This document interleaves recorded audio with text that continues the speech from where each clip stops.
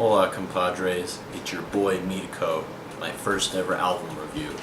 Today's album is very special to me because it features two of my favorite artists of all time, Kid Cudi and Kanye West, with a new album, Kids See Ghosts, that released just last week.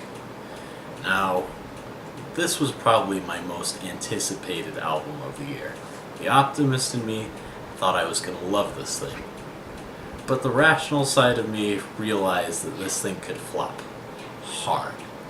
And I mean, releases like Speeding Bullet to Heaven and Wizard prove that Cudi isn't above making a mediocre project. And Kanye, with his constant releases this year, who's to say that he can keep the flame ignited and keep his audience's attention? I mean, I loved Daytona and Yay, but you know, you might not pull through on this. Well, oh boy, was I proven wrong. Because this album is fantastic. At first listen, I was severely underwhelmed by this. But with consecutive listens, it grew on me a lot. To the point where I think this might just be my favorite album of the year. The album starts with some eerie synth chords and Cudi's godly singing as Pusha T spits a mean verse.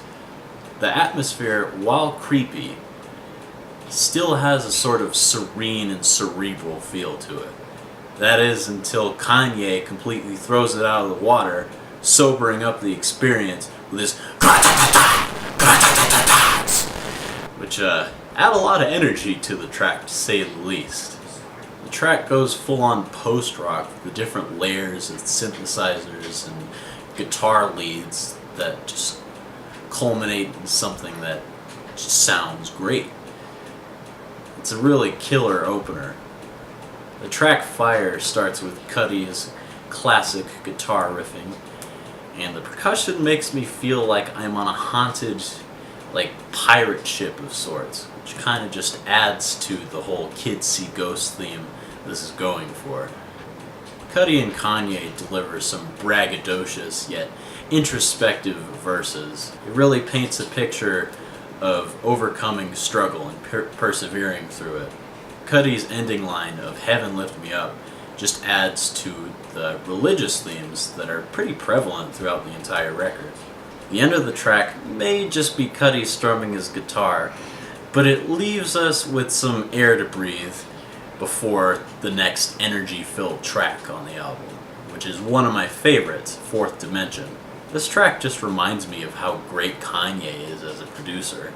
The Louis Prima Christmas sample is utilized wonderfully and is really manipulated to the point where it becomes its own thing.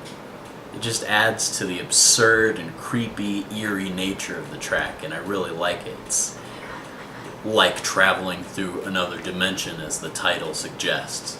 Kanye delivers some witty lines about fornication and prison time, while Cudi just comes off as cold and brooding, like he hasn't sounded this aggressive in a long time. Like I said, this album as a whole just feels so psychedelic and cerebral. It's something I could totally get behind. While not as good as its predecessor, Ghost Town Part 2 is just a kick-ass rock track. It's all about inner peace and spiritual freedom. It's just so triumphant, and I dig it. Also, kudos to Ty Dolla $ign for those amazing background vocals. Reborn is my second favorite track.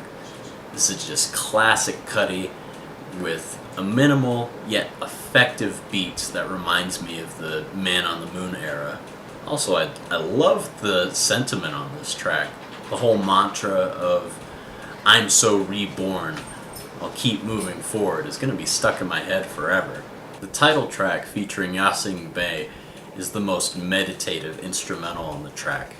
It reminds me of the feeling of going through a midnight walk in the woods and seeing spirits, quote unquote.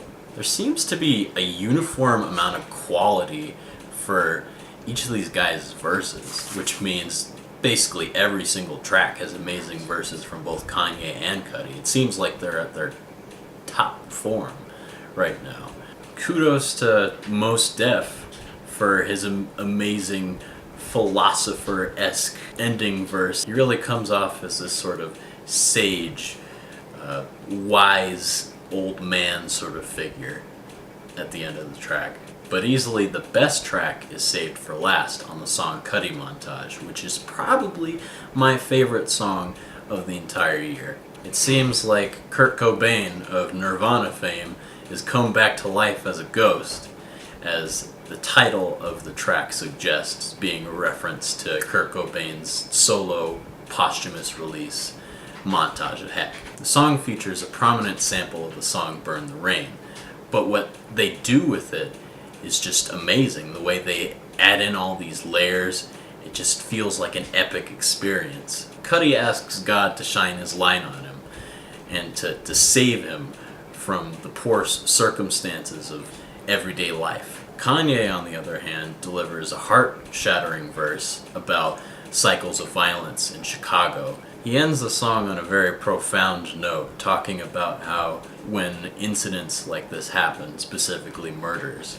neither side of the equation wins. One goes to jail and one dies. And oh boy, does this make for a very emotionally investing ending track. It really seals the deal. Final verdict on this thing, it's fantastic. It's got great production. It's got great verses, very witty lyrics from Kanye, very introspective lyrics all across the board. The only thing I can't necessarily get behind is some of the songs either feel a little too short or a little too long, specifically on the song Reborn, which, while one of my favorites, seems like it's just 2 minutes longer than it should be because of that repeated chorus. Other than that, this thing is fantastic. It feels full, it feels well-groomed and meticulously produced. I think this album is fantastic, and if I were to give it a score, I'd give it a 9 out of 10. My favorite album of the year so far, and you should listen to it, definitely. Even if you're not a Kid Cudi fan or a Kanye fan, I still think it's worth listening to. Adios, muchachalatas, and I'll see you in the next one, maybe.